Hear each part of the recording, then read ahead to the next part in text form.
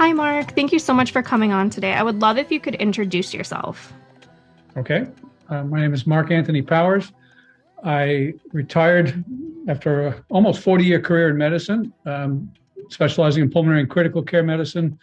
I retired 5 years ago and began taking classes in different things, a wide variety of things. And one of them was a class on writing novels. I never anticipated writing novels when I retired, but I've now written three that first draft ready. So that was a surprise, and it's been quite a ride. Amazing. I would love if you could tell us more about what your books are about. Okay. Well, they're medical thrillers. The debut novel was set in 1998, and its main theme is about systemic racism. And it's more specifically the challenges, the extra burdens that are placed on one of the characters, who's an intern, a Black intern, and one of his patients in the intensive care unit, very, very critically ill man with a rare case of tetanus, and whose son is a racist. And when the older man is not doing well for mysterious reasons, the threats from the racist son escalate. There's in that novel, there's also lots of beekeeping. One of the things that I've been a beekeeper for a while, but one of the things that I really increased my efforts on was in retirement was beekeeping, and I've become a certified master beekeeper. So one of the characters in A Swarm in May is actually a swarm of bees, and the lessons that the bees can teach us, and they have a role in the novel, and that's all I'm going to say on that right now. But in regard to the racism, there's also education about how the history of racism in America has been whitewashed. There are comments about the anti-vax movement. The birth of it was in 1998, and that's when the novel is set. And the first character you meet is the old man with tetanus, and he has tetanus because he just never got around to seeing a doctor and getting a vaccination. So that's an essence of the first book, A Swarm in May. The second novel I wrote, actually it's the first one I wrote, is Breath and Mercy, but I put it in the drawer because I wasn't satisfied with it, and then worked on it, cut about 50 pages out of it, finally felt like it was ready to go, and so it was then published. And it actually starts in 1976 with the same protagonist, who's a medical student at this time, and he experiences death for the first time. And the rest of the novel is him coming to grips with when a death is expected and mercy should be shown to the patient, and when one should continue to make efforts to try to keep people alive. He's tested when he's the main doctor covering an intensive care unit during an epic hurricane that paralyzes the city, and he has to make some very difficult decisions which will haunt him and threaten his career, his family, and that's the rest of the book. So that book spans about 10 years. It includes the birth of the AIDS epidemic in the early 1980s, and how our character is affected by that, trying to take care of those patients. And then the book that is being launched, I realize that it will be launched when this is played, when this podcast is played, is called Nature's Bite, and it takes place in the near future. There's climate change, there's pollution, there's toxins in the environment, there's more political polarization. The protagonist is, at this point, the same one as in the other novels, but he's an older man, and his focus on that part of his career is he's researching a new drug for asthma, because asthma has been getting more and more prevalent and more severe cases as the climate gets worse. And he is put in contact with another person who's going to help him with studying this drug, who's a young woman. And it turns out that they have a connection in the past that he doesn't know about. And it's a painful connection. And that's a lot of the story. The other story is him and her being thrown together against their wills in intrigue at the highest levels in the country and in pharmaceuticals. And I'm going to say this, I think quite a climax that the reader will enjoy on that one. Amazing. Thank you for sharing that. What inspired you to write your books? Part of it was, I would say, the themes. Trying to write a medical thriller that the reader will want to read because it's a mystery and it's a good ride, but also tucked a lesson in there in the theme. And honestly, I didn't really expect to write a book until I found out how much I enjoyed it. I got up every morning and had coffee and sat down with my laptop and tried to make stuff up for a couple hours, and then found it deeply satisfying. And then early on, I found some other people who were also writing novels, and we get together every 2 weeks and we read each other's works and critique each other, try to help each other, and they're really good writers, and so I've learned a lot from them. And I partly keep writing because I don't want to give up being part of that group, because I enjoy it that much. So that is part of the reason why I've just written the first draft of a fourth novel and have ideas for a fifth. So I love that. When you were writing your books, who were you thinking of when it comes to who your books are for? I think my books are for basically almost everybody. Anybody who likes a good plot-driven book that moves along quickly, that has a message. It can be for adults. I think it could be for young adults, although I'm told you have to pick one or the other, and so I made them for adults. I realize that from reading about your podcast that romance novels are an interest of many of your followers. There's romance in mine. It's not the main purpose, but the protagonist has a romance with his wife. Starts out interrupting her being attacked in the very first scenes in 1976, and then so there's romance there as well. I'm not going to say there's graphic sex at all. But there's love and there's romance, and hopefully it's satisfying. A lot of medical people have been reading my stuff, and that's partly because they know me and or they've heard from other people in the medical networks about my books. I would love to reach a broader audience because there are a lot of people who are not medical who, or when they read it, say, "Gee, I really like this." Just got the first review on Nature's Bite, and the person who wrote it was not a medical person, but she says she can't wait for another book to come out in the same series. So they're the three that are out our series, same protagonist. What else can I answer on that question? Who did I write these for?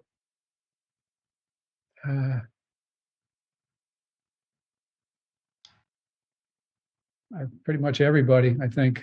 I like to say I targeted specific audience, but I'm hoping it'll reach a very broad audience. No, that's perfect.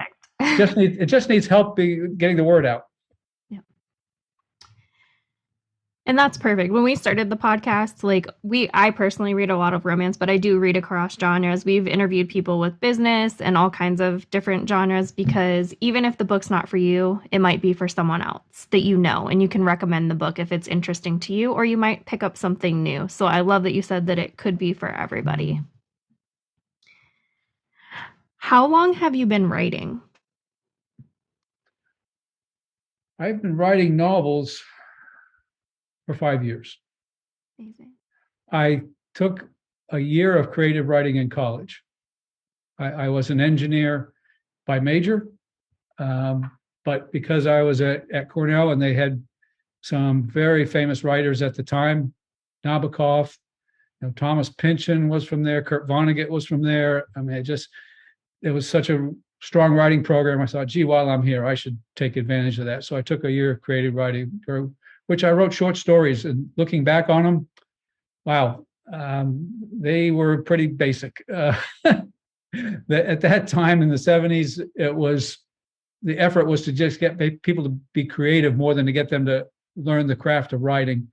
But I do look back, I'm glad I did that, because I think maybe that gave me more curiosity about writing later, more recently, after I retired from medicine.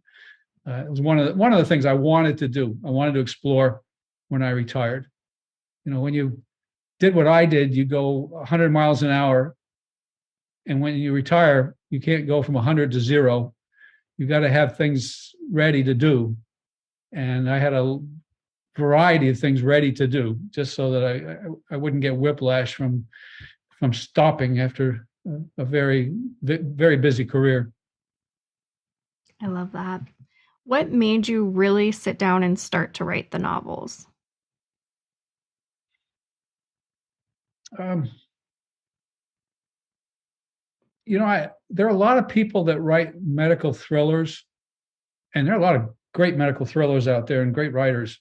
I think there's only a small percentage of them, though, that have actually experienced most of the things they're writing about. And I've experienced a lot, having been in the trenches, in the intensive care units and emergency rooms, and in the pulmonary wards for all those decades. So I thought I should share some of my books are fiction, but I draw upon experience. And I think I write it such that if somebody in my specialty read one of my books, they would say, yeah, you got the medicine right. Unlike the stuff you might watch on television, where a lot of it's very good. They have good expert advisors, but a lot of it's kind of made for TV. And that's, I had to actually tone down some of my writing when I started. I made it too realistic. It wasn't for every reader, and I needed to make it more for every reader than just for people who had a medicine background. So I think I've accomplished that, because none of the people in my novelist group are medical, and the complaint of me being too medical has gone away over the years I've been writing with them. So I think I'm finally learning that. That's amazing. What's your schedule like when you're writing a book? Ideally, it's get up in the morning, read the paper while I have a couple cups of coffee, and then sit down and write for 2 hours, and then read what I've written and make some edits, and then say, well, okay, tomorrow I'm going to go from here with this. That's ideal. When you're publishing, your schedule just gets big wrench thrown into it. You've got all the stuff you have to do. You have to approve this. You have to write blurbs. You have to write, put stuff on social media. You've got to write all kinds of stuff besides the plot. And so right now it's a mix of me trying to write on my fourth novel and trying to get everything just right for the launch of Nature's Bite, September 29th. Amazing. What do you need in your writing space to help you stay focused? We have a library, and I have a comfortable chair in there, and it looks out into our front yard, which is a very idyllic scene. We have a pond with a little waterfall. We have lots of birds. We get visited by deer. I like to sit look out the window and when I'm creating, and I like my comfortable chair and my laptop, and that's how I write. I love that. That's amazing. What's your favorite writing snack or drink? Wow. I don't have a snack or drink while I'm writing. I try to get caffeinated before I start, but I would say that's about it. I don't even eat breakfast. I go in there hungry and full of caffeine to type. I love that. That's super interesting. What books do you enjoy reading? Oh, I read a lot of different things. Um, I'm reading Margaret Atwood right now. I've read Maggie O'Farrell recently. I mostly read fiction, but the book clubs I belong to, half the time they want to read nonfiction. I just read a book about Neanderthals. I read another book about the migration from Asia to North America. Um, I read other mysteries. Sarah Johnson writes mysteries, forensic mysteries, and she wrote one of my endorsements for Nature's Bite, and I've been reading some of her writing. Kat Warren wrote another endorsement for me. She wrote a nonfiction book about cadaver dogs, which was pretty interesting. She was a New York Times bestseller for that book. So I read a variety of things, although what I really like is I really like a good novel that moves right along, makes me eager to sit down with it in the evening and see what's going to happen. I love that. Are there any books or authors that inspired you to become a writer? Hmm. Well, I think the classic authors, um, believe it or not, I really liked Melville when I read him. I think I read everything he's written. During the pandemic, I read War and Peace because I figured, what other time are you going to read a book like that than during a pandemic when nothing's happening? Of course, I mentioned Vonnegut and Pynchon and other fiction writers that write fun fiction. Tom Robbins is a lot of fun. I enjoyed his books. Willa Cather. I sat down and read everything that Willa Cather wrote early in the pandemic because they were on the bookshelf in our library. And I said, gee, I haven't read those yet. And I read the first one, and then I just read all of them. Let's see.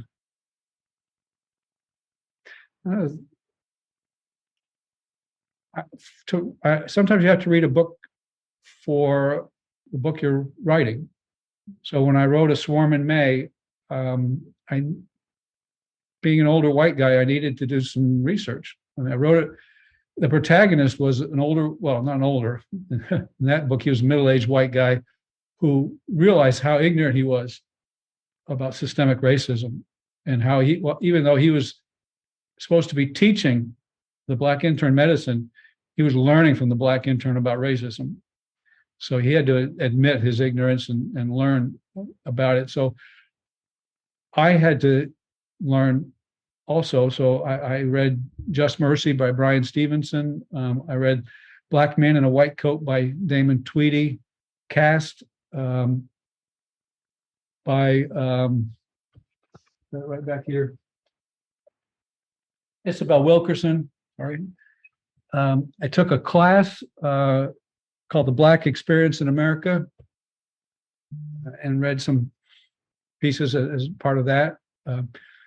We're very lucky where we live, and we have what's called Ollie Osher Lifetime Learning Institute, Duke University. I retired from Duke. Duke University has one of the flagship Ollie classes, and that's where I took most of the classes that I've been taking. And I've taken classes in a wide variety of things through them. I think I might have got off the subject on your question. That's Yeah. totally fine. It's interesting for people to know that those resources are out there so Mhm. that they can continue to read and learn more about it. So I love that you did go off and say that. Um, what books did you grow up reading? Did you have a favorite? Oh boy, when I was a little kid, the first thing I really devoured were the Hardy Boy mysteries.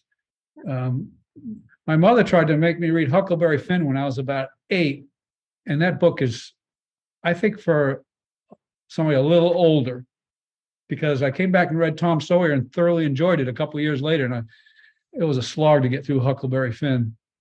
Um, when I was in high school, I had a teacher. Oh, I'm trying to remember her name now. And her for once for 9 weeks, her whole focus was to get us to read books. And so she had a broad list that had a lot of different books on it.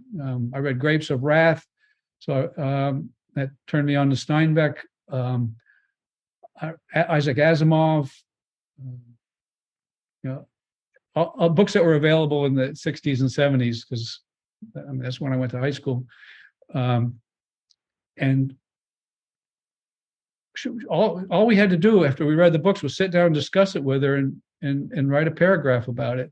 So it wasn't like we had to tear it apart like most of the English classes you take and analyze it. And it just made reading fun. It just reading a book and then sitting down and just talking about it with somebody who'd read the book and enjoyed it. It was, I think that's probably what got me started reading as a kid. And I'm wishing I could remember her name now, because that was a special 9 weeks. Sounds amazing. Like something that is a great idea for teachers to do Mhm. nowadays. Yeah, I mean, there were so other periods where you're going to read Shakespeare, you're going to read Edgar Allan Poe, and then you've got to analyze it, and you've got to comparative literature kind of analysis. But this was just read and have fun, enjoy it, and which is what you do later in life when you don't have assignments and papers. Yes, so true. On the opposite side of when you were younger, now as an adult, do you have a favorite series or author?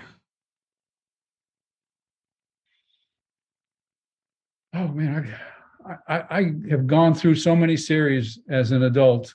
Tony Hillerman wrote the Navajo Mysteries. I think right now there's a TV show that I haven't been able to get on my cable called Dark Winds, apparently based on his series. Those are fantastic. I used to read those when I would fly to a medical conference, because you could start one on one coast and you'd finish it as you were touching down on the other coast. And so they were just perfect for a cross continental flight. It was a fun group of books that I read that somebody turned me on to once, called the Flashman series. And Flashman was a British soldier who was a cad and a rogue, and but an amusing character. And he wound up in all kinds of different famous historical situations around the world and during his lifetime. And so you got to read about the history of something like Little Bighorn, um, or the Boxer Rebellion in China, or the Great Game in the British in Afghanistan. And he's there. He's a character who's in the midst of all the action. So it's all fiction, but you get to read some of the history. So I enjoyed that series a lot. It was written quite a while ago, so it's not a modern novel by any means. But and the character in my novel, Dr. Phineas Mann, he winds up in some situations that historically important as well. I'm not going to say I tried to take inspiration from Flashman, but um, I have to say that looking back on it, well, maybe putting Phineas Mann in those situations might have come from that idea. I don't know. I love So, that. what other series? Like I just said, I just read, I think, all of Willa Cather. I've read a lot of Barbara Kingsolver. She's a wonderful author.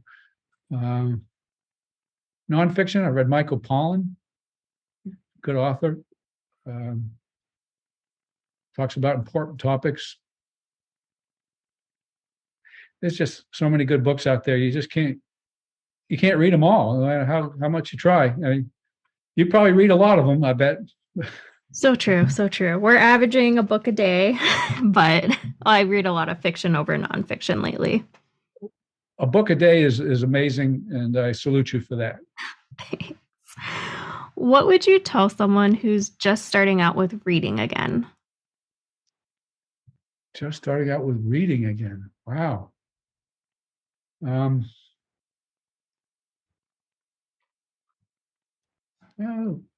maybe go to the library, talk to the librarian, tell them what you are interested in, get suggestions, and hopefully they'll find something that makes you want to finish the book and read another book.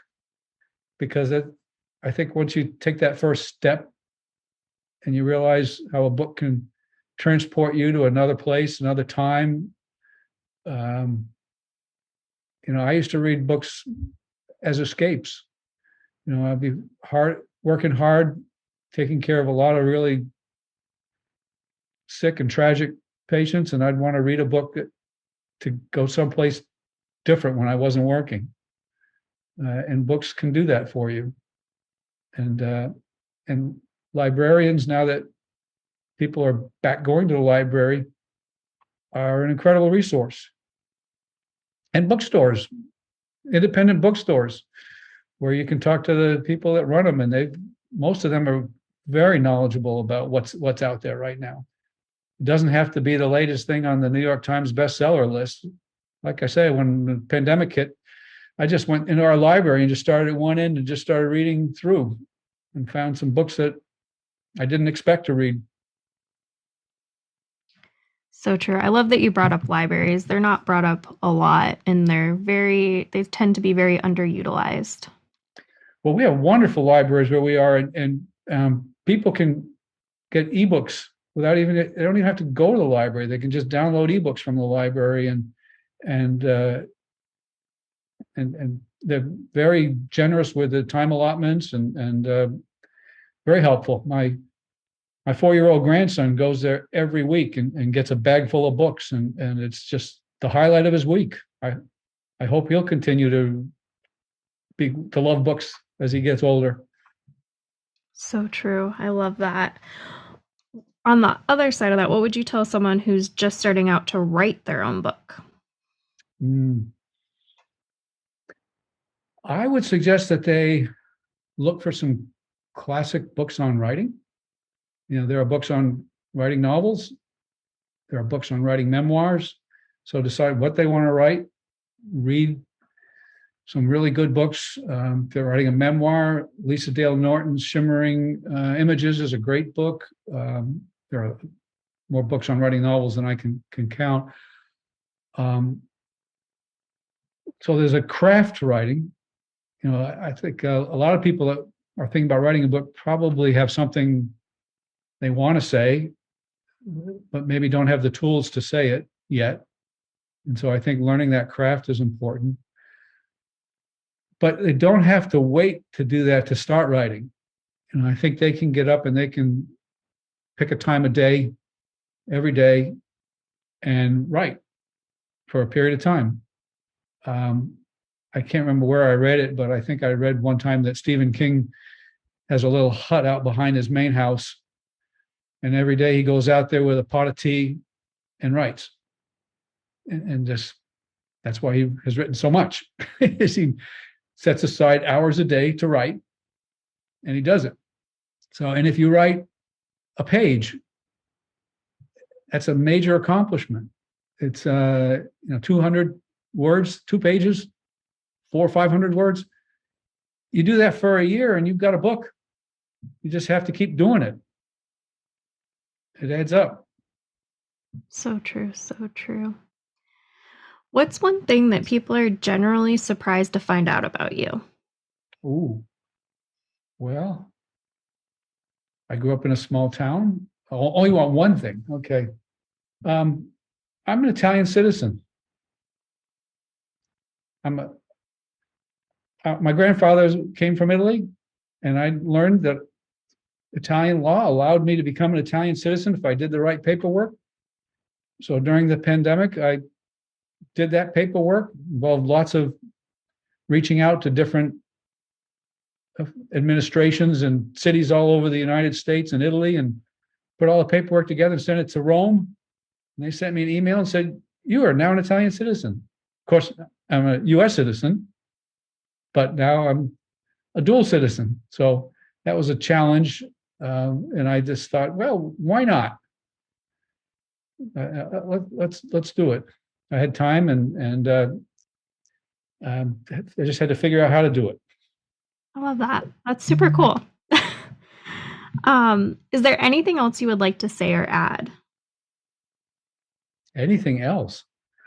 Well, I would like people to read my books and to tell others, because we have to promote our books. We have to ask other people to help us promote them. They don't just show up in the New York Times.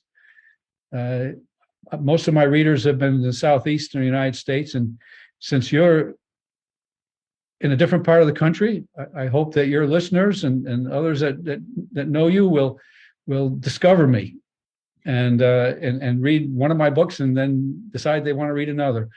And that's one of the reasons I reached out to you about this podcast, is I wanted to talk to people about my writing. I think there are important messages in my writing. I don't think that they are. I think that they are immersed in a mystery that's engaging enough that hopefully they get to the end of the book and say, "Wow, that was a good read." And they say, there was a theme in there too. I love that. Where's the best place for readers to find your book? I know some readers love signed copies. Is that an option? And the best place that they can connect with you? Okay. The best place to find my books is on my website.